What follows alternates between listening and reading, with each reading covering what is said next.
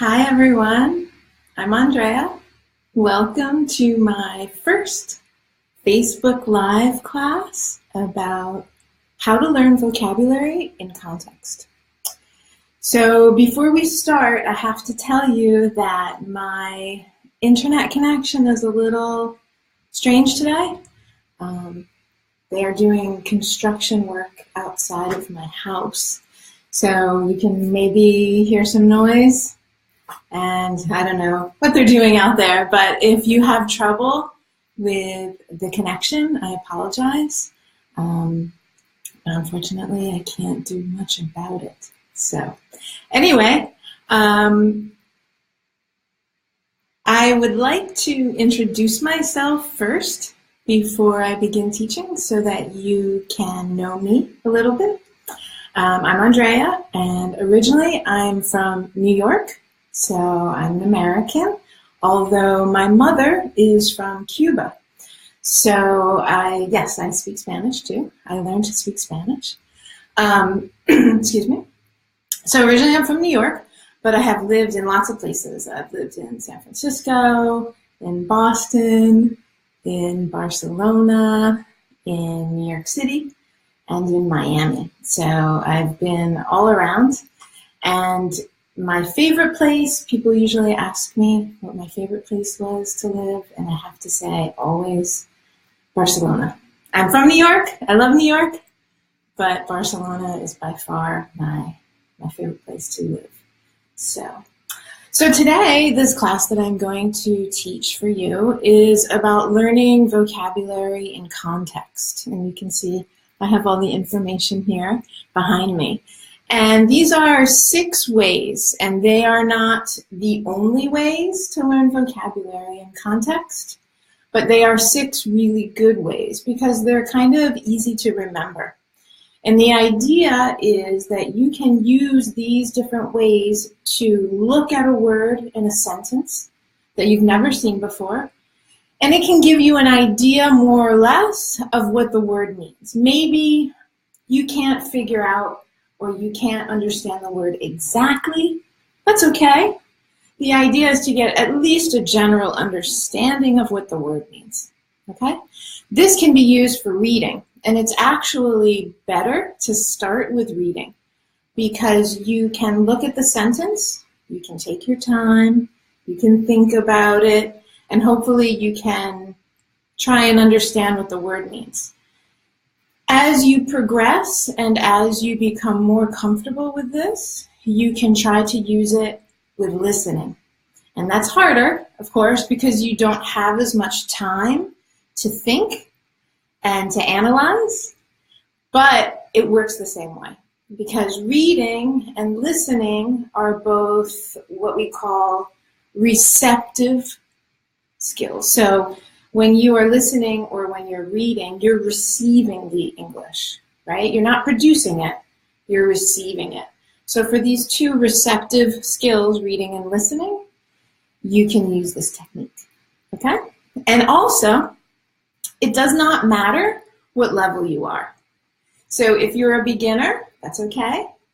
Intermediate, advanced, it doesn't matter. This is a skill, a reading and listening skill, that you can improve on, like anything, running or swimming or playing the guitar, any skill. The more you practice it, the better you will get. So I suggest you start soon or as soon as possible because it will help you as you progress with your learning in English, okay? So let's start. Vocabulary in context. Context means within the frame of a sentence or a paragraph if you're reading. So it's a word within other words or within the context of a sentence or a paragraph. Okay, that's what context means. It's not isolated. It's very difficult to learn new vocabulary when it's isolated, when it's just alone, a word on a piece of paper. It's really hard to learn words that way. It's easier when you learn them in context because you remember where you learned it, right? Whether it was in a reading you did or a newspaper article you read, you'll remember that use of the word in the sentence. So it's easier that way. Memorizing words is not really a good way to learn vocabulary. You know, if you have a test or something, it helps, but it's not really the best way to really learn new words and remember them and use them, right? That's the idea of learning new vocabulary, is that you want to be able to remember the word and use it, whether you're writing or speaking or whatever, okay? And so vocabulary and context, I really believe, is the best way. All right, so let's start. Here we go. The first one, word structure, okay? Word structure. Word structure, if you're unfamiliar or if you are not familiar with word structure, all words in English can have either a prefix or a suffix, and they always have a root, okay? So, for example, the word happy, right? Everybody knows what happy means. If you say unhappy, it's the opposite. Un is the prefix, and we know that that means the opposite. So if someone is happy, they can also be unhappy. If someone is intelligent, unintelligent, okay? So when you look at the structure of a word, it can help you to understand the meaning. So let's take a look at the sentence. The sentence says, people who study snakes are experts in ophiology. Ophiology. That is not a word that you see very often. I don't think I've ever seen that word before. But because I look at the word, how it's used in the sentence, I can understand that it means the study of snakes. Because this suffix, OGY, means the study of. For example, biology. Astrology is another example, the study of the stars.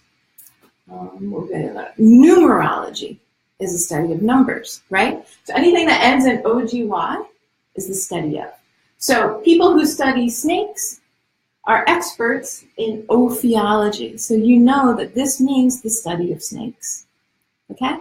By looking at the word and trying to look at the prefix and the suffix, it can help you sometimes understand the meaning of the word, or at least the direction of the meaning of the word, right?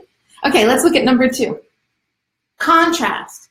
Contrast means the opposite, right? The opposite of something is the contrast.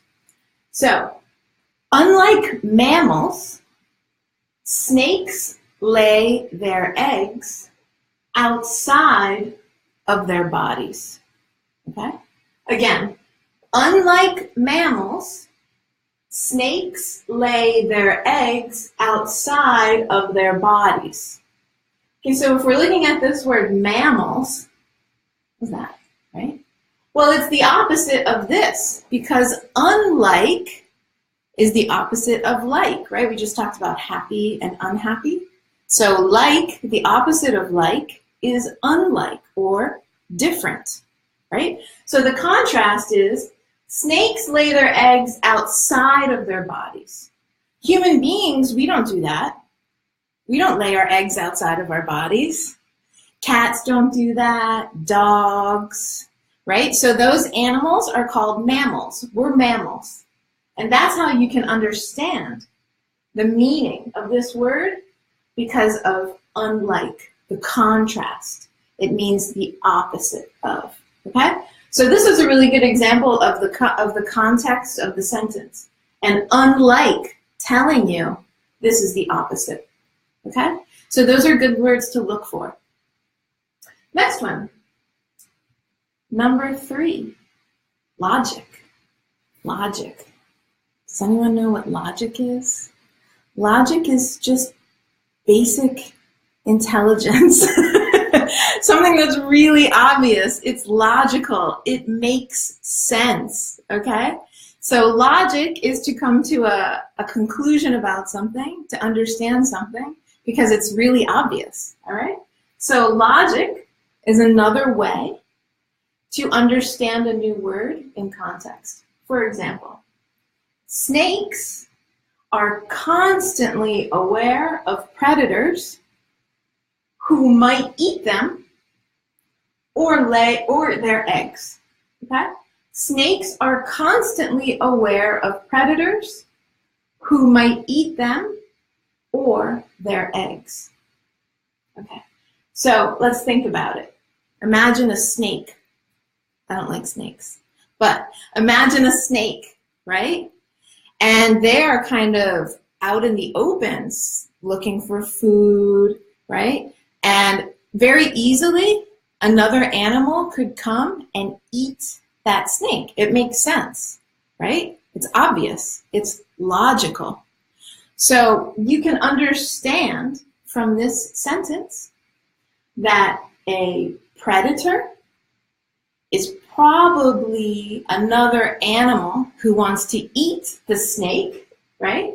Or the snake's eggs. So a predator could be what? What eats snakes? Birds. What else? Not humans. Well, I guess some humans do. But if you think logically, if you think critically about this sentence, you can understand that the word predator means somebody who wants to eat somebody else, right? Somebody or something that wants to eat the snake. Okay? Next one. Number 4, definition.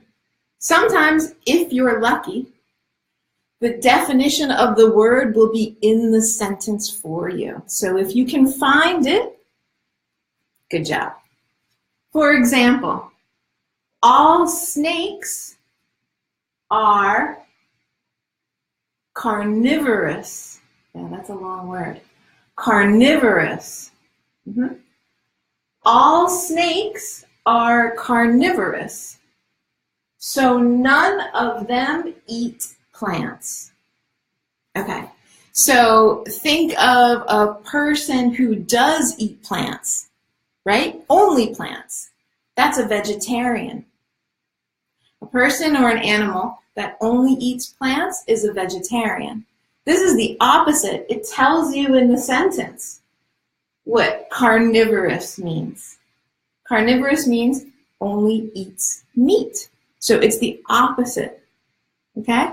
Or maybe not only eats meat, but definitely eats meat, okay? So carnivorous, you can tell, means something or someone that eats meat. Because in the sentence, it says they don't eat plants, okay? So that's the definition of the word in the sentence, okay? It's giving you the opposite definition, but it's still the definition. Number 5, example. Sometimes in the sentence, an example is given to define a word you don't know. Like this one. Snakes build their nests in, can you see that word? Look at that word. Inconspicuous. Let me pronounce that again. Inconspicuous places. Like deep in the ground or under rocks. I'll read the sentence again. Snakes build their nests in inconspicuous places. Like, which is another way of saying, for example, deep in the ground or under rocks. So deep in the ground or under a rock is not a really open, obvious place. It's not, right? So this example is telling you that it's the opposite of open. It's the opposite of obvious. It's inconspicuous, hidden, so no one can see. Like deep in the ground or under rocks, okay? So an example like this in a sentence can help you understand what a word you don't know might mean, okay? And the last one, grammar. Everybody's favorite, right? Grammar. The grammar of the sentence can also help you to understand what a word means. For example, snakes molt as they grow. Okay, molt, right? Snakes molt as they grow. Usually 2 to 4 times a year. So if you think about a snake, okay, and you think about it growing, this is an action because this is a verb, right? Snake, that's the subject of the sentence, it's a noun.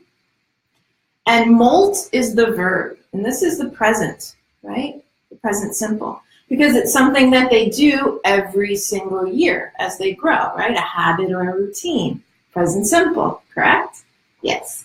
But if you think about it, okay, so what does that mean? What do they do 2 to 4 times a year as they grow? Oh, yeah, snakes do that weird thing where their skin comes off. They peel. So molt, which is an action, you know that's an action, is when a snake's skin peels. That's a new word, right? Actually, you guys have learned some new words. Let's underline them. So I would like to also add that these different tips that I've given you, word structure, contrast, logic, definition, example, and grammar, the idea is that when you are looking at a sentence with a new word in it, that you use maybe a combination of these things. So not just definition alone or contrast alone. Maybe it's a combination of contrast and example, or maybe it's a combination of logic and word structure, okay? But you can use these things together to actively learn new words in context, okay? This is not a passive activity. You have to actively think about what that word might mean, okay? And so we have some new words here. We have ophiology. Unless you're studying science, I don't know if you would ever use that word again, but ophiology, we can tell from the context of this sentence, means study of snakes, right? Partially because of the ending, the OGY ending, but also because the definition is in the sentence. So it's 2 things happening there. This one, mammals. Mammals is a new word. Mammals means animals that have warm blood and they carry their babies inside. Okay? And the word unlike tells you that it's the contrast or the opposite. Okay? Next one, logic. Predator. We talked about that word. Because logically speaking, if you think about it actively, if you critically think about it, analyze it, who wants to eat a snake? Probably a big bird, right? And that would be a predator. I don't want to eat a snake. Maybe you do, but I don't really want to eat a snake. So a predator is another animal that wants to eat a snake or the snake's eggs. Okay? Definition. Do you remember how to pronounce that word? Carnivorous.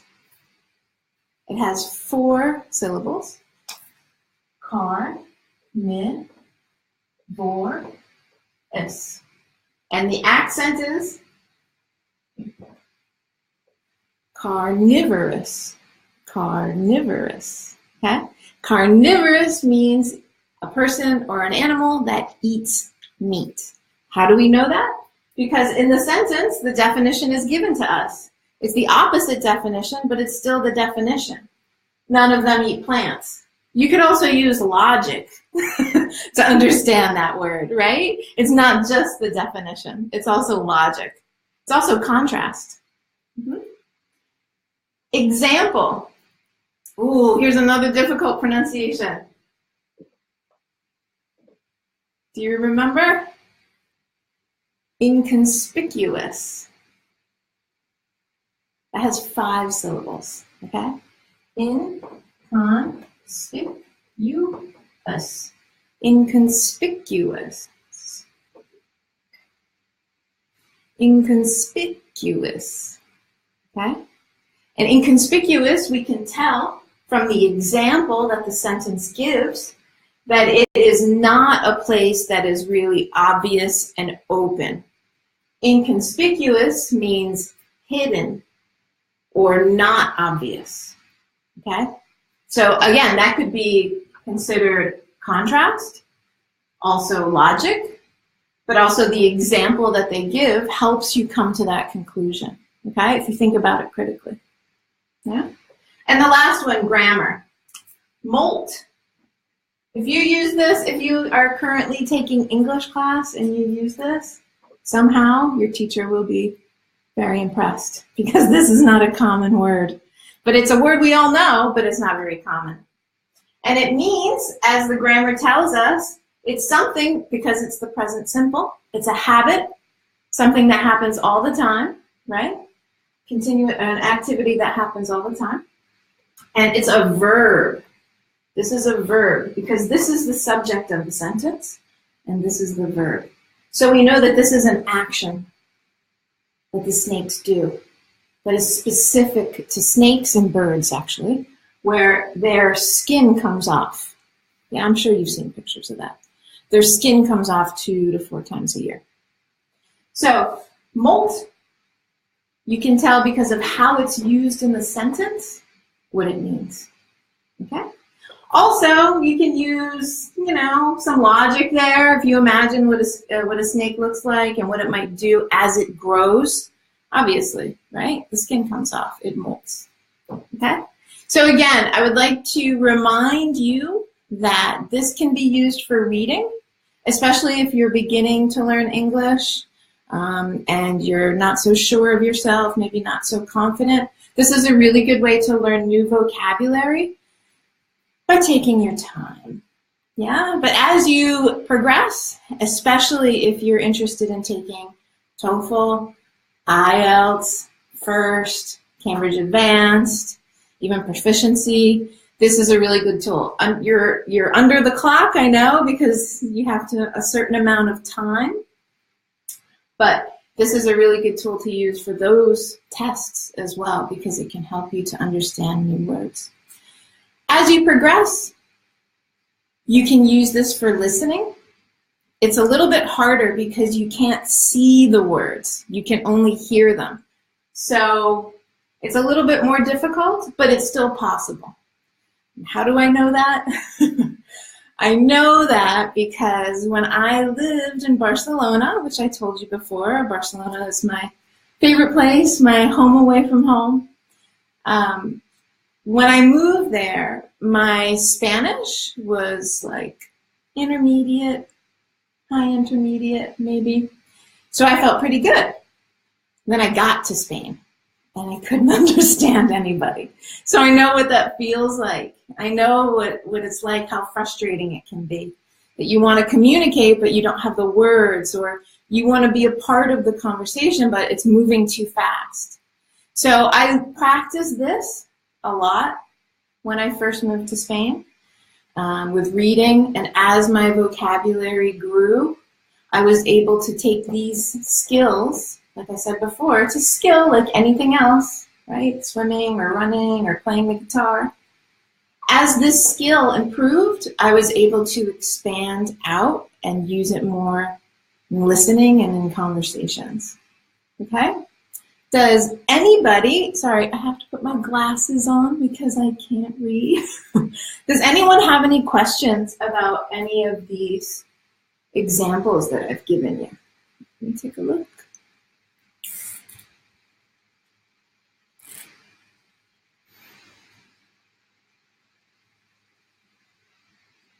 Okay, it doesn't look like it. Okay, great. So, if you are interested in practicing more of this activity, on my webpage, which is englisheverywhere.org, I have a reading course that you can purchase if you're interested. If you would like to see before what the course is like, there is a demo. A demo means a demonstration. And it's an article about gratitude, which I wrote. And in it, it practices this reading skill, vocabulary and context, along with some other reading skills, which I will probably teach on Facebook Live in the future. Because I think they're really helpful because, for example, this skill isn't just for reading, it's for listening too. So it can really help build your vocabulary and build your understanding in different kinds of ways because everyone learns differently, right? Everyone learns differently, and that's okay. So please visit my webpage and register and try the demo lesson for the reading course if you are interested. If you have any questions at all, you can contact me here on Facebook, or you can contact me through Instagram or WhatsApp. Actually, my phone number is on the webpage, englisheverywhere.org, and you can contact me through WhatsApp. I like to talk to people on WhatsApp. It's fun. New friends. And I also have free lessons that I put. If you register on the webpage every Friday, I put free lessons for you to practice. Most of them are listening, some are reading. But it's real English. It's not anything that has been changed or made easier for language learners. I pick things that are real English. So there's vocabulary in there, there's listening practice, there are comprehension questions, and the videos are not very long, 3 minutes, 5 minutes, but they're videos that I watch and then my friends watch. They're real things, right? And I think it's important to give learners, English language learners, real English. Yeah, I think it's important for you to learn the way we really speak and the way that we really communicate with each other. Because you can't learn a language in a box or in a bubble. It's communication. It's language, right? That's the whole point, is to communicate with people. So I think it's good to learn English with real materials. And what else? I have a Facebook group you can join. It's called the English Everywhere Community. And I post things in there that are different from my regular Facebook because in there we kind of talk more about things that are controversial. Controversial meaning things that you can debate, right? So there are two sides to everything. And I like that because this gives you an opportunity to think critically, which I think is a really important skill for anyone in any language. I think critical thinking is really, really important. And critical thinking is not criticizing, like, I don't like that, I don't like that. No, that's not critical thinking. Critical thinking is not criticizing. Critical thinking is analyzing, evaluating, inferring, comparing, and contrasting. There are a lot of different ways that you can think critically about things. And I really, really like that because I like to think. And I hope you do too. So if you join my Facebook community, in there we kind of talk about some things that are a little more controversial, right? That has two sides of a debate. And you can use your critical thinking skills, evaluate and analyze to join the conversation. So that's it. Thank you for joining. If you were unable to join and you are watching this at a later date, thank you for watching. I really appreciate it. Again, contact me however is easiest for you if you have any questions or any concerns either about this or about anything else with English, online courses, classes, online classes. I have, on my webpage, I have courses that you can do online that are independent study, and also small group classes where we meet 8 of us and we talk together online and it's really fun. So have a great day or night, depending where you are, and I hope to see you again soon. I will be doing more Facebook Live lessons in the very near future, so please come and join me. It's nice to have you here, and have a great day. Thank you.